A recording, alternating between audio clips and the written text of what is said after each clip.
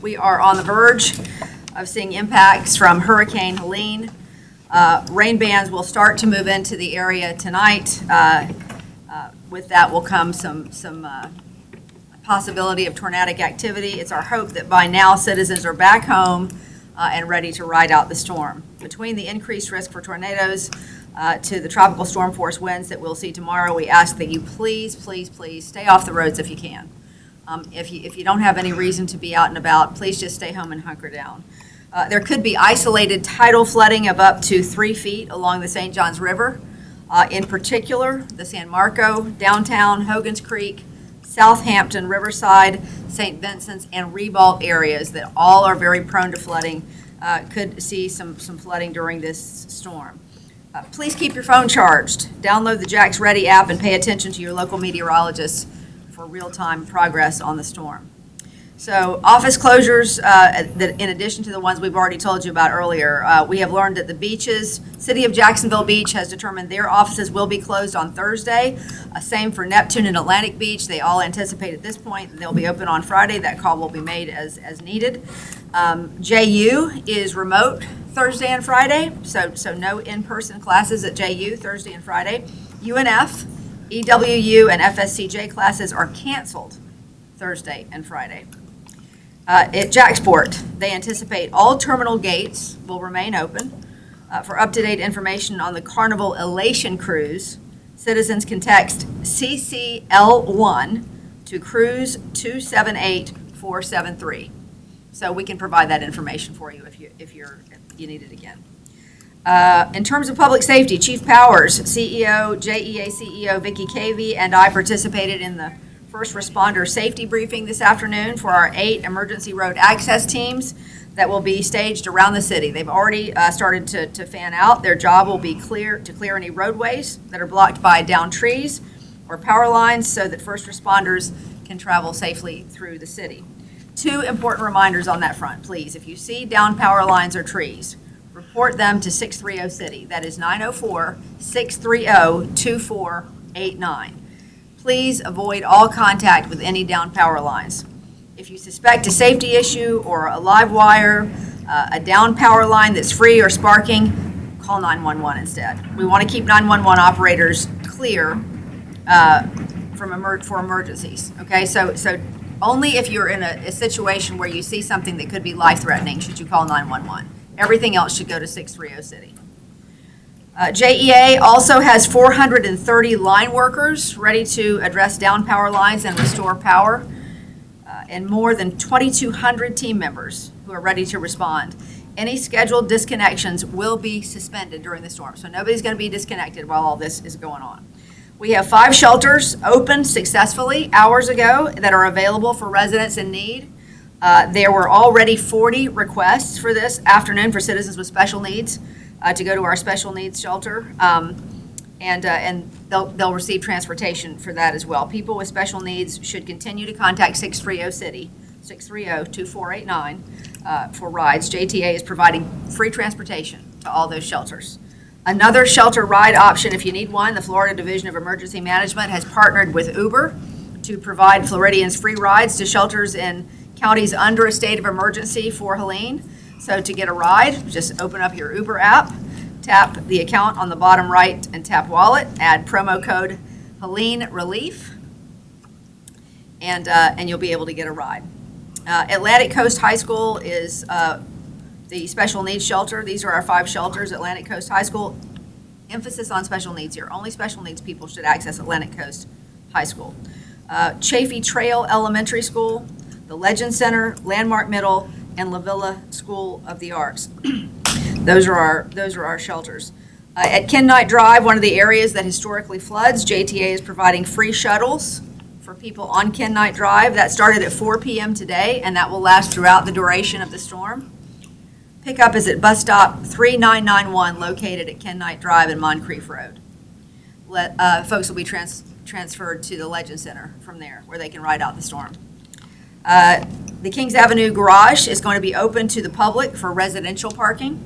So if you live in a low-lying area that is prone to flooding, that is a safe space for you to park your car, the Kings Avenue garage. The fixed route and First Coast Flyer buses will begin flood detours at 4 p.m. tomorrow unless weather conditions deteriorate sooner. You can download the My JTA app to stay up to date on any route changes.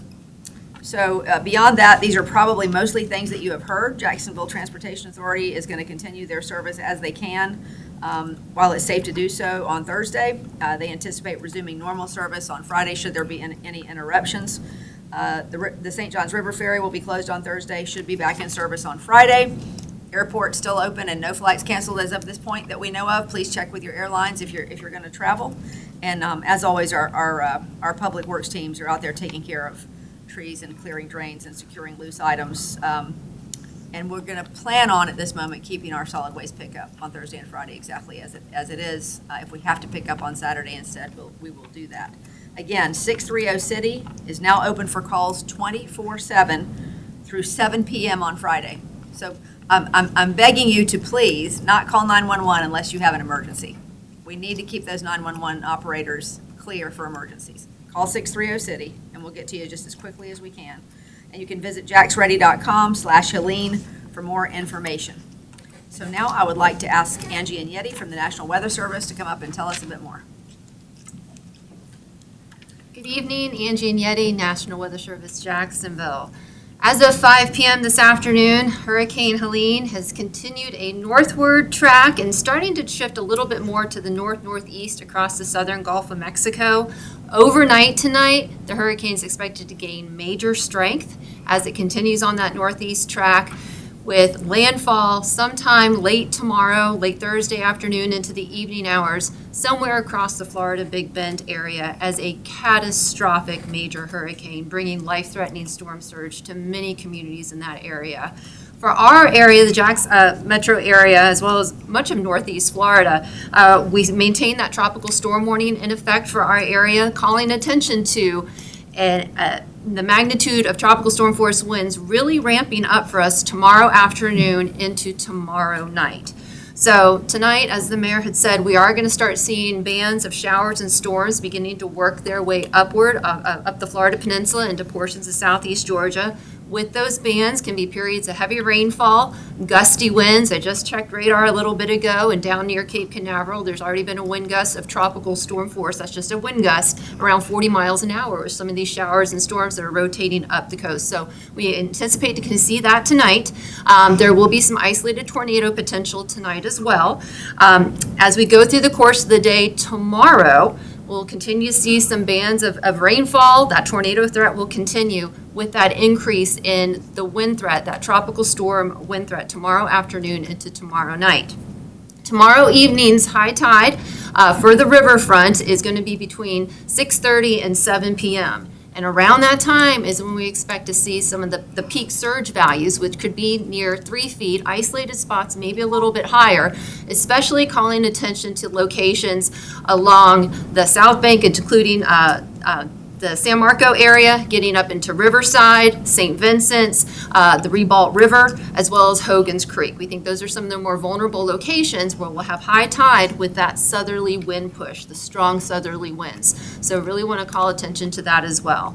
So tonight, as you're starting to hunker down in your shelter with the tornado threat and the tropical storm wind threat tomorrow, I encourage you to look within your shelter for additional shelter. Should we issue tornado warnings through the day tomorrow, where would you shelter within your shelter? The lowest floor away from windows, crouch down, covering your head. So tonight, as you're hunkering down, look at where's the secondary refuge that you could go should tornado warnings be issued for your area.